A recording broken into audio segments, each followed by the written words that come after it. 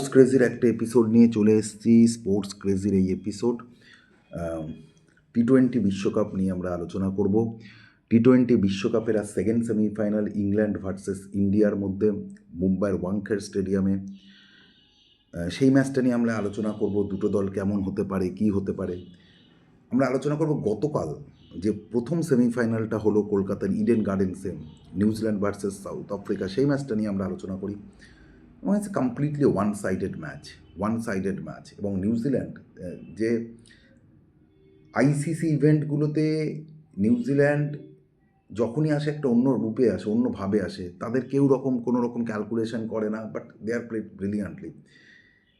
একটা সেমিফাইনাল হচ্ছে, তারা খেলছে এগেন্স্ট সাউথ আফ্রিকা। এই বছর যদি টি-20 ওয়ার্ল্ড কাপে আমরা বেস্ট টিম ধরি, বেস্ট টিম হচ্ছে সাউথ আফ্রিকা। দে আর আনবিটিন। মানে তাদের একদম ওয়ান সাইডেড একটা ম্যাচ খেলে নিউজিল্যান্ড হারিয়ে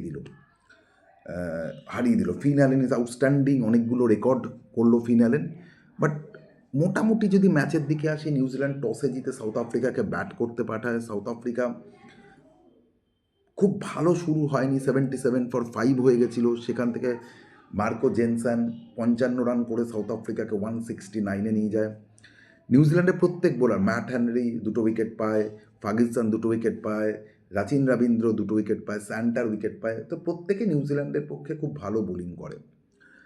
ইডেন গার্ডেন্সের উইকেটে 169 is a not a big score. But এটাও মনে রাখতে হবে যে সাউথ আফ্রিকার bowling is one of the strongest bowling side in this world cup, যেখানে রাবাডা রয়েছে, ইনগেন্ডি রয়েছে, জেনসন রয়েছে, কেশব মহারাজ রয়েছে। কিন্তু নিউজিল্যান্ড ইজ ফেনোমিনাল। মানে গতকাল যে ব্যাটিংটা নিউজিল্যান্ড করে গেছে, বিশেষ করে ফিন অ্যালেন,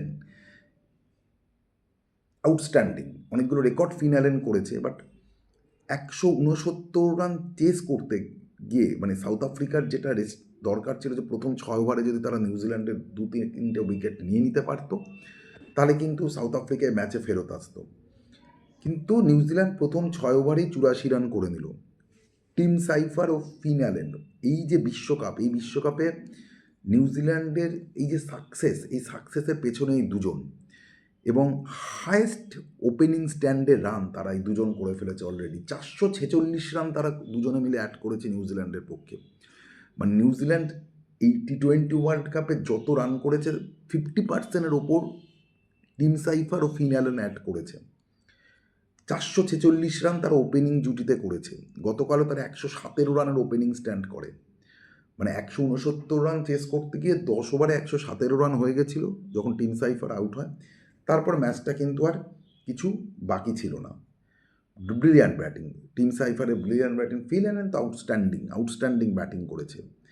এবং 33 বলে ফিন অ্যালেন 100 করেছে। 33 বলে। This is the third fastest টি-20 100, তৃতীয় ফাস্টেস্ট টি-20 100। আমি যদি বলি এটা ফার্স্ট, মানে সবচেয়ে ফাস্টেস্ট টি-20 100 এটা টি-20 ওয়ার্ল্ড কাপে। মানে টি-20 এমনি ওভারঅল ফরম্যাটেও 27 বলে রয়েছে, এস্তোনিয়ার একজন ব্যাটসম্যান করেছে। বাট টি-20 ওয়ার্ল্ড কাপে ইজ এ রেকর্ড যে ফাস্টেস্ট 100 33 বলে ফিন অ্যালেন যেটা গতকাল করেছে। এর আগে ছিল গ্লেন ফিলিপসে 46 বলে এগেনস্ট ওয়েস্ট ইন্ডিজ, ক্রিস গেইলে 47 বলে। বাট সব রেকর্ড ফিন অ্যালেন ভেঙে দিয়েছে এবং আউটস্ট্যান্ডিং ব্যাটিং করেছে। মানে টোটালি আউটপ্লে করে দিয়েছে সাউথ আফ্রিকাকে, বিশেষ করে মার্কো জেনসনের ওই ওভারটা। মার্কো জেনসন গতকাল একটা মিক্সড ম্যাচ গেছে। ব্যাট হাতে খুব ক্রিটিক্যাল সিচুয়েশন, যখন সাউথ আফ্রিকা 77 for 5 ব্যাট করতে আসে, ভাইটাল একটা 55 রানের নক খেলে, সাউথ আফ্রিকাকে 169 রানে পৌঁছে দেয়। বাট বল হাতে ওই যে ওভারটা প্রায় যেভাবে 25টা রান তুলে নিল, এবং Finn Allen is batted brilliantly. এবং নিউজিল্যান্ড মানে টোটালি আউটপ্লে করে দিয়েছে। আইসিসি ইভেন্টগুলোতে নিউজিল্যান্ড বরাবরই খুব ভালো খেলে। এবং নিউজিল্যান্ড সাউথ আফ্রিকা যখন তারা খেলতে নেমেছিল, দুটো দল ওয়েল প্ল্যান্ড, তারা বরাবরই প্ল্যান্ড ক্রিকেট খেলে। But New Zealand is brilliantly disappointed for south Africa. তাদের জন্য খারাপ লাগছে, আরও একটা আইসিসি ইভেন্টে তারা ব্যর্থ হলো। গতবার ইন্ডিয়ার কাছে ফাইনালে হেরেছিল, তার আগের বছর সেমিফাইনালে হেরেছিল, 2023 ওয়ার্ল্ড কাপের সেমিফাইনাল হেরেছিল।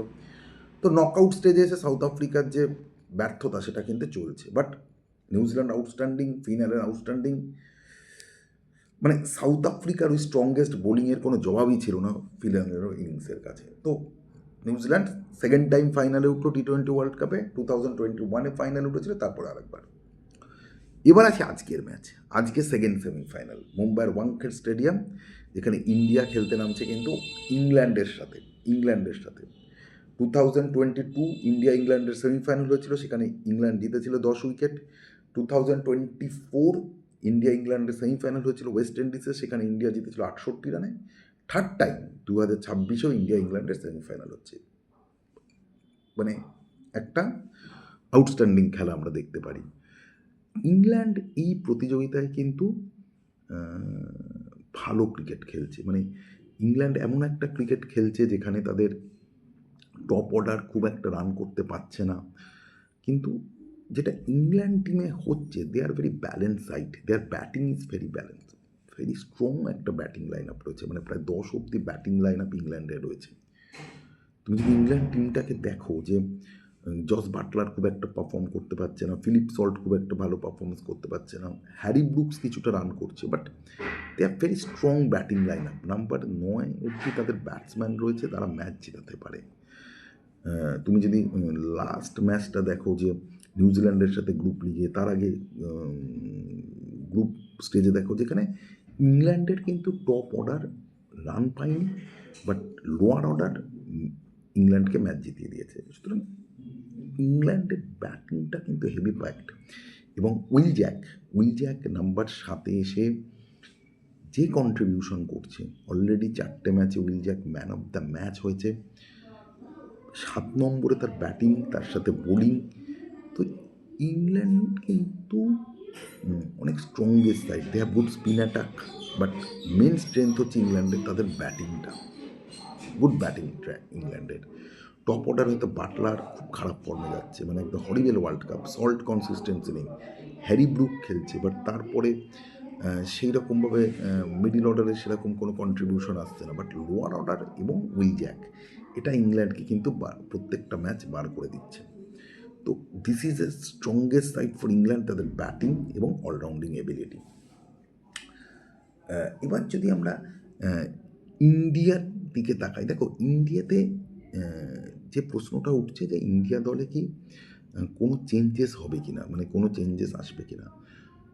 এই মুহূর্তে দাঁড়িয়ে যেখানে সেমিফাইনাল ম্যাচ, আমার মনে হয় না যে ইন্ডিয়া দলে কোনো চেঞ্জ করা দরকার। অনেকে এই প্রশ্ন করছে যে রিঙ্কু সিংকে অভিষেক শর্মার জায়গায় নিয়ে আসা হোক, বাট আমার মনে হয় না। যে প্রথমত এটা একটা সেমিফাইনাল, তুমি জিম্বাবুয়ে ওয়েস্ট ইন্ডিজ দুটো খুব ক্রুশিয়াল ম্যাচ জিতে গেছো সেম টিম রেখে, সেখানে হঠাৎ করে সেমিফাইনালে এসে তুমি চেঞ্জ করবে। অভিষেক শর্মাকে বসিয়ে রিঙ্কু সিংকে খেলানো মানে হচ্ছে ঈশান কিষানকে দিয়ে আবার ওপেন করানো। তো ঈশানকে দিয়ে তুমি কখনো ওপেন করাচ্ছ, কখনো মিডল অর্ডারে আনছো, আবার ওপেন, বিশেষ করে এরকম একটা ক্রুশিয়াল ম্যাচে। তো আমার মনে হয় না যে এখনই অভিষেক শর্মাকে বসিয়ে দেওয়ার কোনো মানে রয়েছে এরকম একটা সেমিফাইনাল। অভিষেক শর্মার রেকর্ড খুব ভালো ইংল্যান্ডের বিরুদ্ধে, ওয়াংখেড় স্টেডিয়ামে তার একটা সেঞ্চুরি রয়েছে। সুতরাং এরকম একটা সেমিফাইনালে আমার মনে হয় না কোনো চেঞ্জেস হবে, এটা একটা রিউমার্স উঠছে। আমার মনে হয় সেম টিম নিয়ে ইন্ডিয়া যাবে, সঞ্জু স্যামসন এবং অভিষেক শর্মা ওপেন করবে। অভিষেক শর্মা হতে পারে এই ওয়ার্ল্ড কাপটা তার ভালো যাচ্ছে না, but he is a match winner, যেদিনও খেলবে ম্যাচ বার করে দেবে। মুম্বাইতেও রেকর্ড ভালো, ইংল্যান্ডের সাথেও রেকর্ড ভালো। সুতরাং এইরকম একটা সেমিফাইনালে এসে আমার মনে হয় না যে আবার ঈশান কিষানকে তুলে ওকে আনা কোনো জাস্টিফাই হবে, এবং উইনিং কম্বিনেশান আমার মনে হয় না কোনো ভাঙা হবে। অনেকে বলছে বরুণ চক্রবর্তী অফ ফর্ম, কুলদীপকে খেলাও। দেখো এটা ঠিক যে বরুণ চক্রবর্তী সুপার 8-এর ম্যাচে ভালো বল করতে পারেনি, 3টে ম্যাচেই বরুণ চক্রবর্তী একদম রান দিয়েছে, এবং কোথাও গিয়ে মনে হচ্ছে যে অপোনেন্ট বরুণ চক্রবর্তীকে কিন্তু প্রেরিত করছে। বাট এটাও মনে রাখতে হবে, Varun Chakravarthy is your number 1 T20 bowler. মানে আমি যদি 3টে ম্যাচ বাদ দিলে তোমার বেস্ট T20 বোলারকে বরুণ চক্রবর্তী।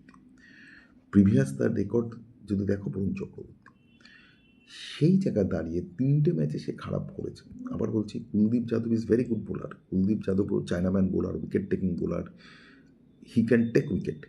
বাট যদি একটা বোলার, যে তোমার বেস্ট T20 বোলার ছিল, সাডেনলি 3টে ম্যাচ খারাপ করেছে বলে তুমি তাকে ড্রপ করে দেবে, আমার মনে হয় না।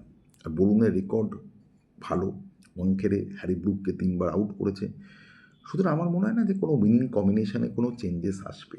সেম উইনিং কম্বিনেশনে ইন্ডিয়া যাবে, কোনো চেঞ্জেস আমার মনে হয় করা উচিত নয়। যদিও এটা গৌতম গম্ভীর হঠাৎ হঠাৎ ডিসিশন নিয়ে নেয়, কেউ জানে না কী প্রেডিকশন হবে, বাট আমার মনে হয় এই উইনিং কম্বিনেশনটাকে এখনই বদলানো দরকার নেই। তৃতীয় যে প্রশ্ন আসবে, টসে জিতলে কী করা উচিত। দেখো, মুম্বাইতে যদি রেকর্ড দেখো, ওভারঅল যদি আমরা টি-20 ওয়ার্ল্ড কাপের রেকর্ড দেখি, এটা ইন্ডিয়ার ফেভারে রয়েছে। 5বার খেলা হয়েছে, ইন্ডিয়া 3বার জিতেছে, ইংল্যান্ড 2বার। ইন্ডিয়া 3, ইংল্যান্ড 2বার। এবং ওভারঅল টি-20তে যদি আমি দেখি যে 17বার ইন্ডিয়া জিতেছে, 12বার ইংল্যান্ড। 17 ইন্ডিয়া, 12বার ইংল্যান্ড, অর্থাৎ ফেভার ইন্ডিয়া ফেভারে। এখন মুম্বাইয়ের যে উইকেটটা হয় স্বাভাবিক, সেই উইকেটটা